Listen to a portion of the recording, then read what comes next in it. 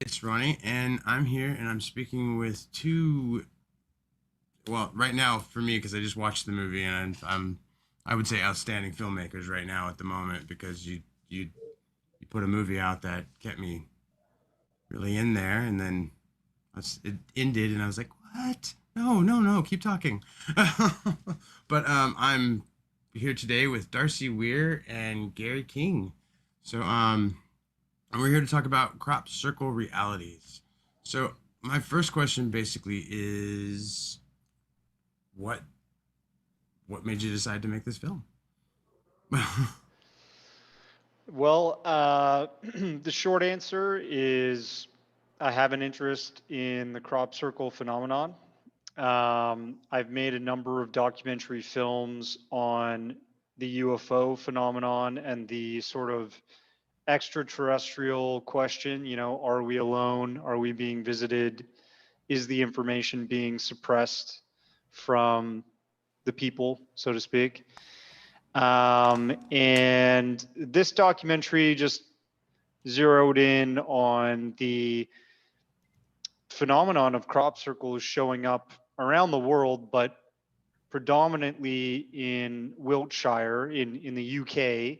And that's where Gary King comes in because he's been researching this phenomenon very professionally, in my opinion, for over 25 years.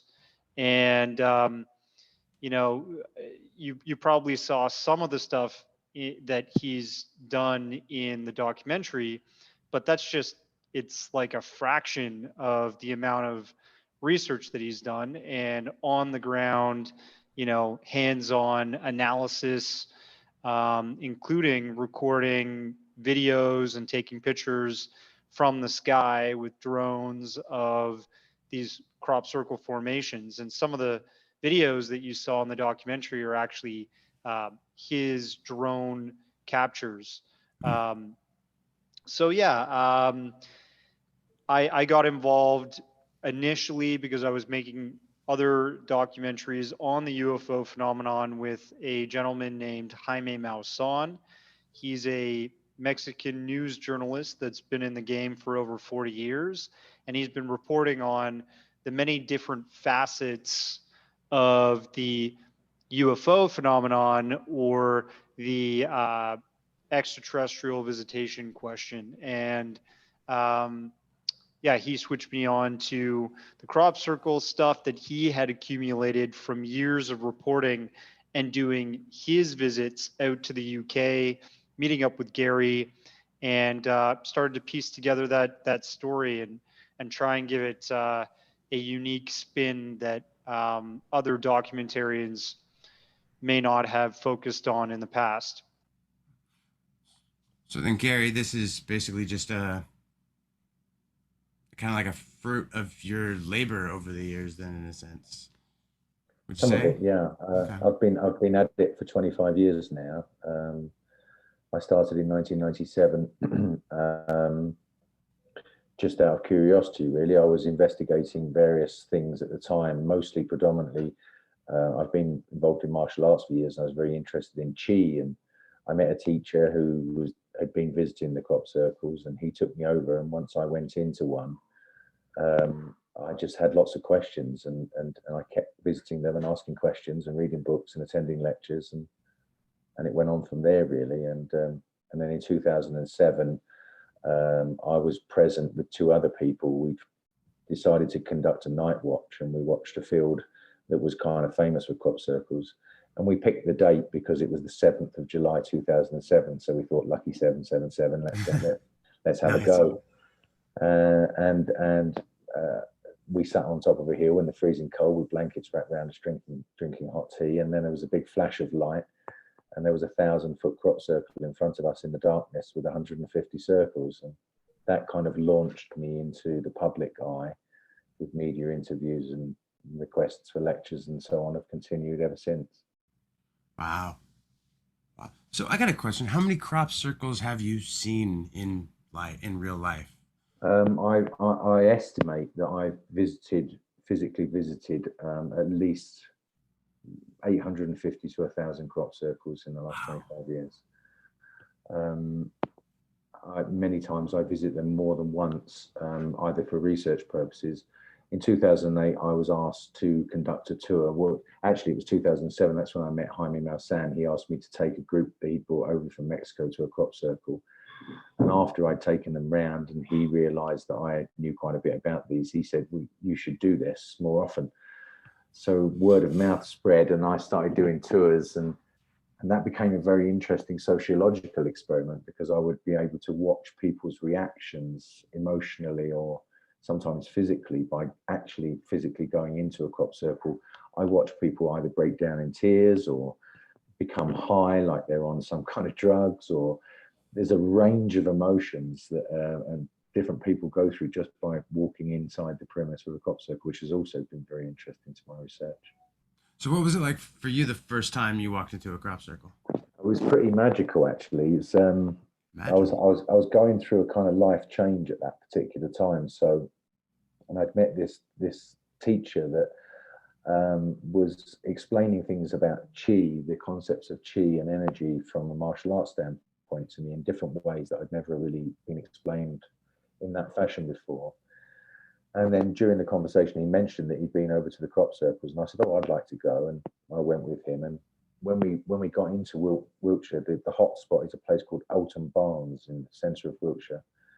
There was a new crop circle that appeared the night before, and we were there fairly early in the morning, around 8:30, 9 o'clock. So we went into it, and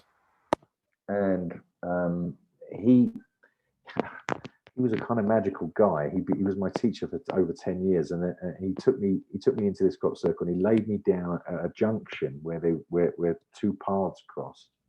And he told me to close my eyes, which I did.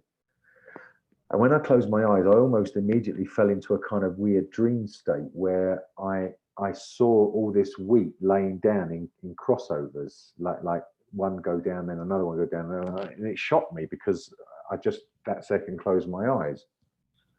And I looked up at him and I went, the wheat goes down really fast. And he just smiled. And something about that experience. And there was just a majesty of sitting in there. Crop circles, a lot of people just look at the symbols, but there's also something about the framing. You know, if you go to an art gallery, you don't just throw pictures on the wall, right? They frame them, and they make the environment around them very conducive to highlight that picture. Well, crop circles are no different. They're placed very precisely in a location, whereas if you sit inside them, you've got this kind of panoramic view of the Wiltshire landscape, which is incredibly beautiful. And so I just sat there, and there were a bunch of art students sitting in the middle. An art teacher had brought them, and they were drawing and painting, and it was just something otherworldly, but also of this world at the same time, and that was it. So I often say that I walked into that crop circle and I've never really left. I could see that. How about you, Darcy? I assume you've been to a crop circle. How was it like for you? I've actually not been to a crop circle. Yeah. Oh, okay. I made this documentary in 2020, so it's kind of hard to do any travel and film in the UK around that time, especially with how locked down the UK was. But I'd love to. I'd love to go see the crop circles myself. I think the interesting thing about crop circles is that it attracts thousands of people every summer to go see them. And it's a crop circle season because these messages or these formations show up in the same sort of areas every single summer. You know, there's a continuity to it, and there's just such beauty to it that it attracts so many people. People want to see what the latest thing is every year. How many months would you say is the time frame that crop circles show up, Gary? So the canola. That's one of my questions. He trumped you. The canola first comes up in around April. It depends on the weather. Sometimes it can be a couple of weeks either way, but usually by around mid-April, 15th of April, you can see a field of yellow flowers. and we can start to get crop circles from almost immediately thereafter. And they can sometimes often go on until around the 26th of August, which is when the wheat's kind of being harvested. But often the maize, the corn, will stay until September, sometimes early October, and we've had crop circles that have appeared in what the corn crops too. So it's quite a substantial part of the year, really, from April until sort of September, early October. You can receive, 100 to 150 crop circles in each season. And they don't just appear one on one night, and then a few nights later you get another one.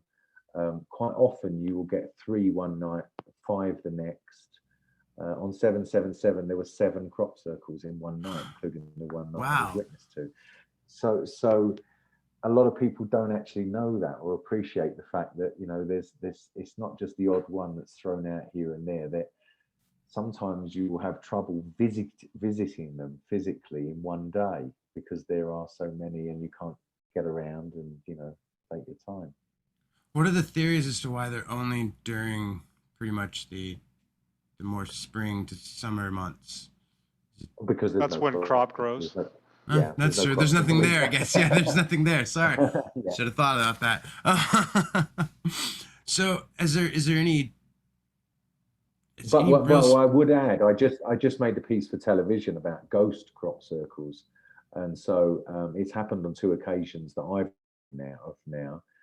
So a crop circle comes down, and then it gets harvested, and the winter comes, and the ground is fallow, and then the snow falls in February, and where the crop circle was, the snow melts, so you see the perfect design amongst the landscape of white. I've got Oh wow, photographs. that's unique. Oh wow. Yeah. Okay. Sorry, I've been fascinated for all of this stuff for a long time, but I've never really actually had time to. So this is really nice for me. I'm getting to learn stuff. Um, is there has there been any kind of like patterns discovered yet, or like is there a rhythm as to why maybe this night we see these, this night we see those, and then we don't see any for a couple nights, or No, I mean they do like to appear on sort of old calendar dates like Beltane or the solstice or the equinox. There's usually a fair bet, although not guaranteed, that people who go down to Stonehenge, usually it's about 30,000 people, and they'll go to Avebury as well, the ancient stone circles, to kind of stay up all night and play music and see in the longest day of the year. Normally, not always, normally there's a crop circle in the morning that appears. Um, uh, so a lot of it's speculation, but we I personally believe that they're in Wiltshire because of the ancient mysteries of the stone circles and the connections to the Druids. And we know that the implicit geometry that's contained within the stone circles in these areas is also contained within the crop circles. So there's a connection. So we've got the mysteries of the old and the mysteries of the new. And it seems that, these ancient people who built these stone circles probably would have attended these stone circles on these dates, the equinox and Beltane and the solstice and so on. So they're highlighting that to us, I think. There are sometimes like interesting messages in them too. We were on a podcast yesterday talking about the Arecibo message, which if one doesn't really know, but Arecibo was a satellite sent out by NASA, and Carl Sagan had a placard attached to it, a gold disc that showed a picture of mankind's form, our solar system, our DNA structure, and a whole bunch of other information about mankind. So if some extraterrestrial intelligence did pick this up, they could understand a bit about us in this sort of message in a bottle floating through space.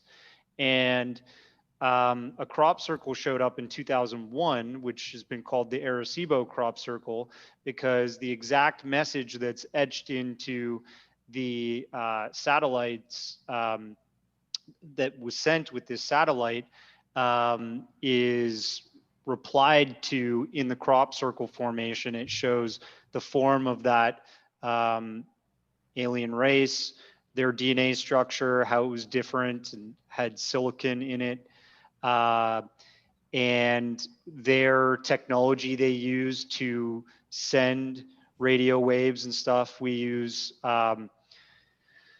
typically radio dishes, and they were saying that they used microwave technology, and there was a whole bunch of other information in that crop circle that matched the Arecibo message and just went down 10 points, which was really interesting. There's also many other really interesting crop circles that are so complex that they don't really seem to be, and people just humans haven't taken responsibility for those crop circles per se. So it's a head scratcher. It's like some people have definitely made crop circles. There's famous hoaxers like Doug Shorley and Dave Bauer, but they became popular in the 70s for saying we make the crop circles, but crop circles were showing up way before they came on the scene, and they still are incredibly complex ones that are showing up, within an hour in the cover of night, no witnesses to account for the making of them. And, some of these really complex crop circles estimates would say over a week to possibly complete if it was a team of people. Yeah, I've always considered those guys as just, more of the, like, we have so much of social media on today where it's just another person trying to make a claim to fame that's something that wasn't theirs. I mean, you figured out how to do it. Doesn't mean you were the one that did it. Yeah, sorry. So I'm curious. You said, they there was the messages and everything that was. How is that deciphered? Like, usually there's been several. I would distinguish between what is a message and what is a communication. If we look at the campaign of the modern crop circles, as Darcy mentioned, they go back. I've found cave paintings that are 25,000 years old, which contain crop circles on the symbols. And we know from reports in newspapers in 1600 that there were crop circles. So this is not a new phenomenon, but the modern campaign, which started with simple circles, just one standalone circle, and once people started to pay attention to those, it started to progress to 2 circles, 3, 4. So it was like it was counting to us at first, taking us back to the beginning, 1. And philosophically, a circle is actually quite a profound symbol. It's been used throughout antiquity as a symbol for God and unity and harmony, and it contains the infinite and the finite. The diameter of a circle is finite and the circumference is infinite. So you've got this relationship between finite, something which is finite, like us, that live a life we're born and we die, and then we ask if the soul or metaphysical side of ourselves goes on to infinity. And so there's quite a lot of symbolism just in a simple circle, and that's why they coined the phrase crop circles. So you've got these circles which are messages. So like the one that Darcy mentioned, it had a series of dots and dashes, and in a disc. Oh no, this is another one that I'm talking about. There's another one with a series of dots and dashes, which was seen to be zeros and ones. Is that the Chibolton? That's Chilbolton 2. That's the face and the message. Yeah, that was able to be turned into the alphabet and give a clear message in English.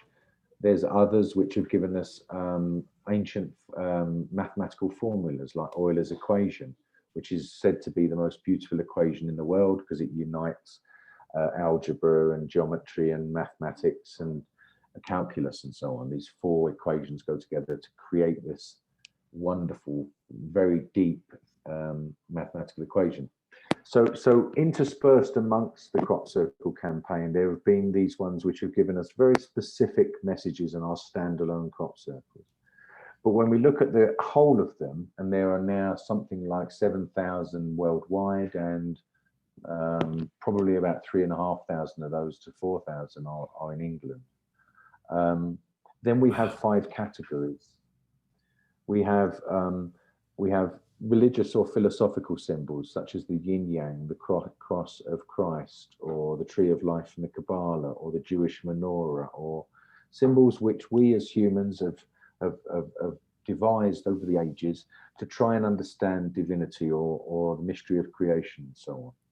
So it's like we're being reminded, do you remember you created these, and so on and so forth.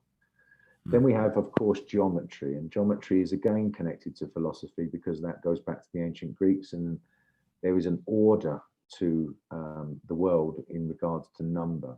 And so the ancient Greeks had a system called the 7 liberal arts, which is largely forgotten these days, which is a way to pursue truth, and it comes to number.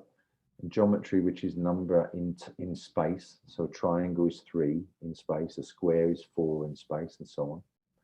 Music, which is number in time, and astronomy, which is number in space and time.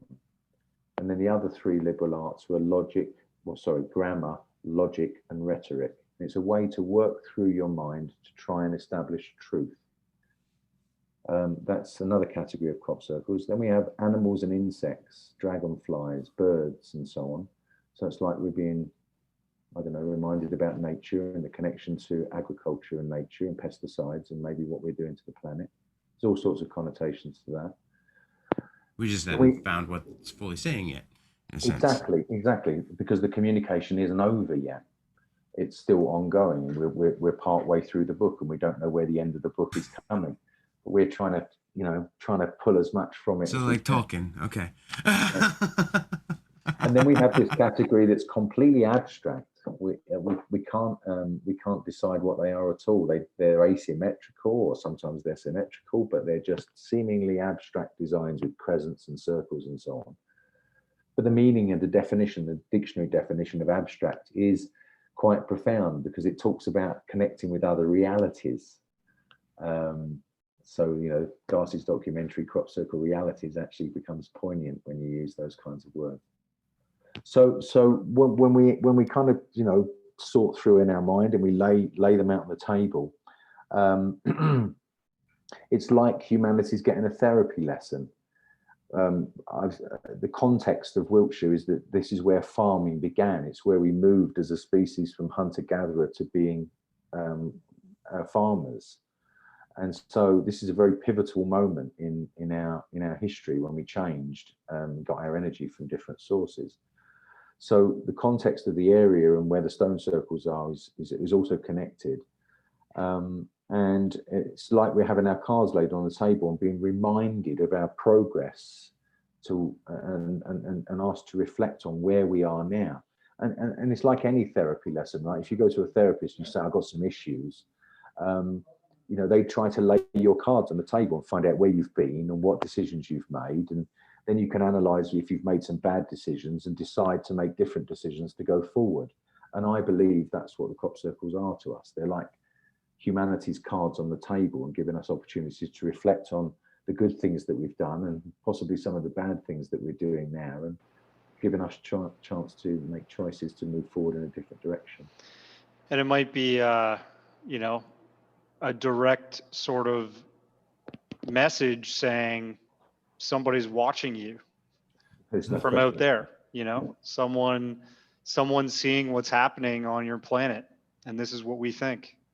And I would add to that, Darcy, and say that it's someone who loves us and cares about us, because it's a very gentle and beautiful thing. And the more you interact with these things, the more you get this sense that you're being guided by some kind of wise teacher that's not telling you believe this or do that, but opening up doors and saying, what do you think about this? What's your contribution to this? And that's like wise parenting, in my view. You've got me wanting to watch Nicolas Cage in the movie Numbers now. It's just, how what's this message? This is what's happening. Do this. Love it. So I don't want to ask too much more about crop circles because I want to make sure people go see this film, get out there and see it. But I do have one more question concerning crop circles. How far have we dated them back now? Well, as I mentioned earlier, I wrote the script for 16 documentaries, 16 episodes for Gaia TV. They're in Spanish at the moment. I'm hoping that they're going to do an English version as well. And in one of those episodes, I researched the history as far back as I could go.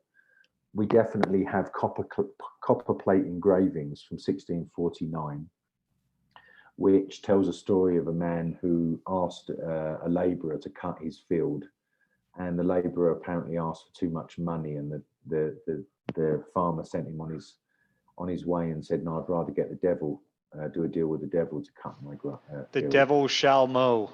The devil shall mow." And that night, these strange lights were seen in the field, and when he came out in the morning, there was a circle of crop that had been laid down. That was reported in 1649. There's also a man called Robert Plot, who was an Oxford academic, who published a series of papers in 1700s, late 1600s, early 1700s, about crop circles and squares and geometric shapes that have been found in fields.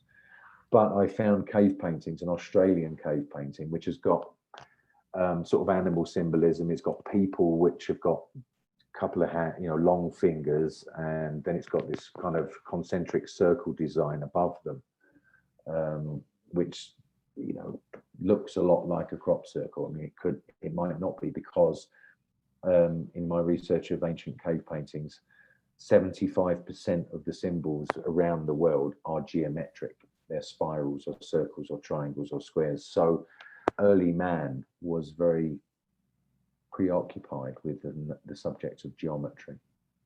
Okay. Interesting. So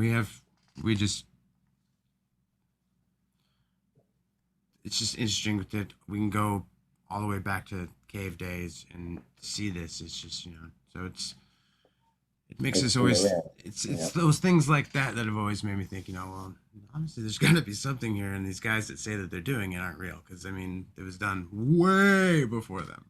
So I'm curious, when it came to making this movie, how long did it take you guys? Because it seems like some of the footage is from far back, some seems new.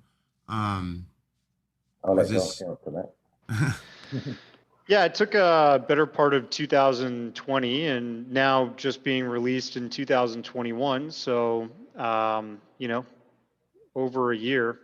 But Okay. Some documentaries can take a little bit less than that. Just depends on what story you have and how much you can tell and keep somebody's attention in a certain amount of time. So when did the idea for Crop Circle Realities come to be? Well, if people want to do their research about UFOs and the sort of extraterrestrial question, there's so many different layers to that story. There's the UFO sightings and the events that have happened around the world, mass daylight and nighttime sightings by hundreds of thousands of people. That this type of thing is common in the phenomenon. So you can do a whole documentary just on that. You can do a documentary on people that say they've been taken aboard craft. They've been abducted by these so-called extraterrestrials. And I've done a documentary on that. You can do a documentary on people that have found crop circles, and now I'm doing that story. I did a documentary on underground bases. That was kind of like the very first one I did, called The Underground, and an individual that toured the United States saying he had worked on a clandestine underground base project, and soon he was murdered after that. I wanted to tell this story because it's an interesting layer to the subject, and there's multiple other layers to the subject that I'm getting around to telling that story as well. So I got one gripe for you, because as I was watching it last night, I was just like, in that deep thought, like, oh, Okay. And then it stopped. Is there a reason why it's only just I think it was like an hour and 10 minutes long? Is there a reason why it's so short? It's short. I mean, there's, I mean, the crop circle phenomenon, for example, you can talk to Gary about this for hours, and there is so much to present on that. I really wanted to present a few interesting aspects surrounding UFOs being seen actually at crop circles or around them after they'd been formed. And there's a famous uh, video of a crop circle being formed by a bunch of orbs by like UFOs. So I wanted to focus on those because people believe that those videos are fake and that they've been debunked. But Gary King has been witness to one of them being created right in front of him by a sort of um, paranormal event. And then, he has met the people that had witnessed the other one being created, and he's been shown all the data of how that video couldn't have been constructed with you know 3D generated graphics, because at the time it just wasn't possible for that to be done in a certain amount of time.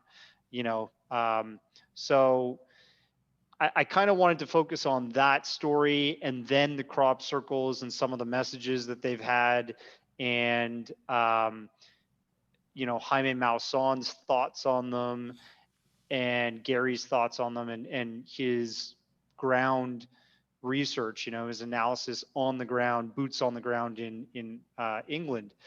Because you don't always see that. You don't see somebody walking through and showing you how the crop is still growing, is still alive, and has been sort of morphed instead of broken. If it was a human-made crop circle, we know they use a plank of wood and a rope, and that just destroys the crop. It kills it, right? And Yeah. it breaks it.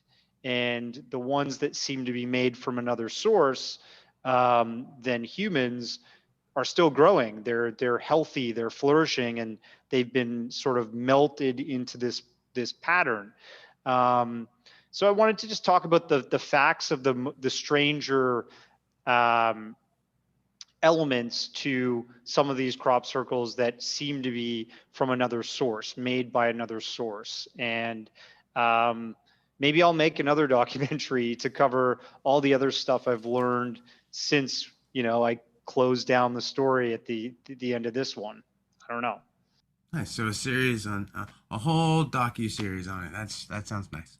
I really did enjoy this one though. And it's of your docs so far. This is one of my favorites. I really love the cartoons. I don't know. There was a lot more. It's very energetic on this one for me. I don't know. So, Gary, I got a question. What's next for you? What are we going to see come next from you? Well,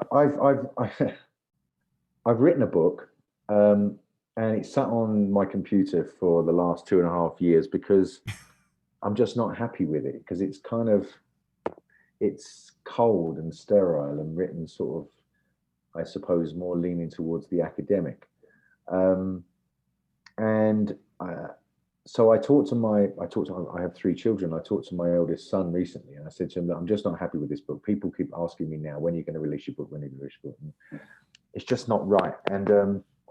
And so I came up with this idea because I tried to keep myself out of it. I just wanted to say, look, these are the crop circles, and this is what they're talking about. And I broke it down into chapters. But some of the most, I think, interesting little stories that should be interspersed within a book like that are some of the transformative things that have happened to me along the way. And so I'm going to rewrite it and intersperse some personal stories along the way of where I started. I was this kind of burnt out lawyer and looking for something to kind of, de-stress, and doing yoga and Tai Chi, and then met this groovy guy from America who took me to the crop circles. And then 25 years later, I'm living in Mexico City making content for television with Jaime Maussan, which is, and there's crazy stuff that's gone along the way. So I think that would kind of spice it up to make it a little bit personal. So the book is the next big project for me to rewrite and finish that off and get that chapter out of the way. Nice. And I'm producing content here in Mexico City on crop circles for Jaime for his Sunday show. He has a 2-hour show on Sundays here in Mexico City. So I've got an 18-minute special that I've edited together with 3 very important crop circles. The COVID crop circle that appeared last year.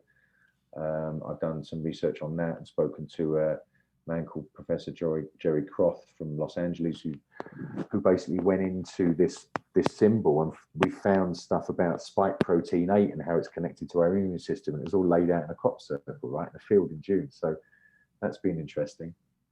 I've talked about 777 and also the face and the message, because that's kind of becoming more poignant now, that what that message said 18, 19 years ago almost is really coming to pass right now, with regards to world politics and the pandemic. And so that's what I'm doing now. Kind of wish I spoke Spanish now. But I'm still learning. So Darcy, I know we've got to have a bunch coming from you, because you guys bust out some just amazing documentaries over there at Occult Journeys. So where are we going to be seeing next? We're currently just finishing production on a series of documentaries about space, mankind's ventures into space, and all of the UFO and strange paranormal sort of activity that's happened since the beginning of the NASA space program. So that series is called Secret Space UFOs. And part 1 is like, it's getting ready to go. And part 2 is next, and we'll see if there'll be a part 3. But this is definitely going to be a episodic series. I'm going at it historically. I kind of try to do historical storytelling in my documentaries. If you look at even the Crop Circle documentary, I go back in time to the Devil Shall Mow 1649 incident, and talk about the 1970s and the debunkers and the hoaxers, and then go into the really strange UFO related more modern crop circle phenomenon. And I'm doing that with this Secret Space documentary. I'm going back to the 1950s, the 1960s, 70s, 80s, 90s, right now, what's going on. And that's it. Do you guys ever feel like you've almost crammed too much stuff in your head by now? Because I mean, with the amount of work you guys do and the amount of stuff you've done, I just feel like my head would be full. I mean, do you ever say that's enough Star Wars for me? I can't have any more, or I don't want any more. Once in a while, but I'm more of a Star Trek fan. So. Okay. I saw the child to the Oh well, nothing right beats. side. I mean, The Mandalorian is something completely different. That was. Oh, okay. Yeah. All right. Yeah.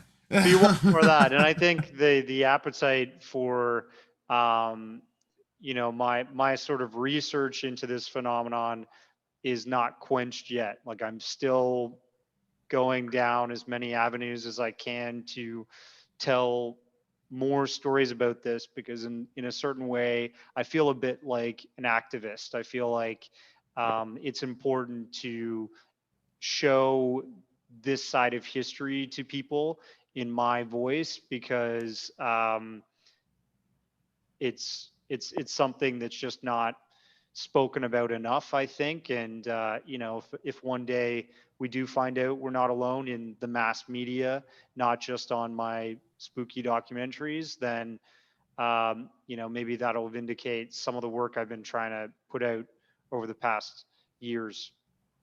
Well, I hope so. In answer to your question, I was asked a question yesterday. What phenomena would I like to investigate most? And I said the crop circles, because to be honest, although I've done a large body of work, conducted a large body of work with regards to crop circles, I still feel like I'm only scratching the surface. And I think one of the downsides is there's not enough people to talk about. My best friend in the crop circles was Professor Michael Glickman, who died sadly last year. He was 78, but he was a professor of architecture. He worked for the great designer Charles Eames, and he was my mentor really with regards to understanding the hidden or implicit geometry within the crop circles, which is what I find the most exciting. And unfortunately, not many people see that side to the phenomenon. And they just see a design and say, I wonder what that is, or oh, that's the yin yang or whatever. And then they ask if it's man-made or not and have a little debate about that, and then move on to the next one. And to actually go deeper into a particular formation and keep finding, you know, if I analyze a formation 10 years ago and then I find something different in it now, the crop circle didn't change, I did. It stayed the same. So when I find something else that's hidden within it, like a solution to squaring the circle, or some reference to pi that's hidden within it, or some other golden ratio or Fibonacci sequence or whatever, then I realized that I've changed. My eye or my discernment has changed with regards to looking at it, because the crop circle is still the same. Because the mysteries are still not uncovered. Right. So I want to thank you both so much for meeting with me. I also want to thank you guys for continuing to, like with your research. It's just, I hope that we get to the bottom of everything, but we're not going to get there unless there's people like you continuing that research, and Darcy, you continuing to get that message out there for everyone. So I do appreciate that as a believer. So, and yeah, I definitely wish you guys success with Crop Circle Realities, and we'll definitely be posting more of that and sharing it with everyone. And yeah, thank you guys. I appreciate it, and I wish you all the luck. Seriously. Thanks very much. Thanks for having us on.